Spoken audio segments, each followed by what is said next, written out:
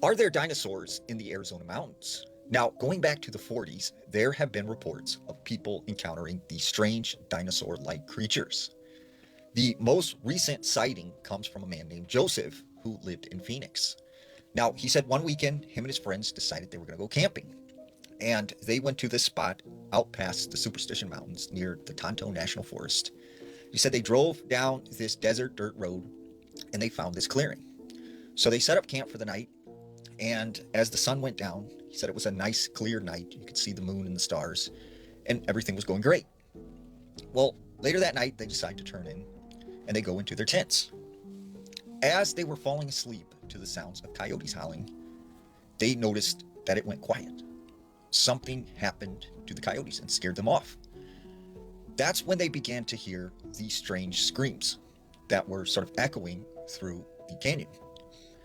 And about 15 to 20 minutes later, they began to hear something moving through the desert and going through the brush. And that's when something crashed into their tent, knocking it over. And as they struggled to get out, they notice this mule deer that is injured and it's on the ground. And it's just moving around and thrashing everywhere like it's terrified.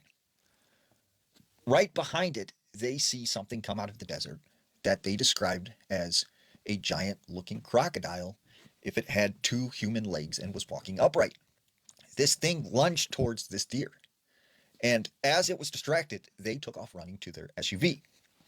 But soon this thing turned its attention on these three individuals and it chases them to their vehicle. They get inside and this thing is trying to get in. So they started honking the horn. They started screaming and making all kinds of ruckus. And eventually this thing got scared and it ran off back into the desert. Now, Joseph said that he grew up on the reservation and he remembered his grandfather speaking about these lizard people.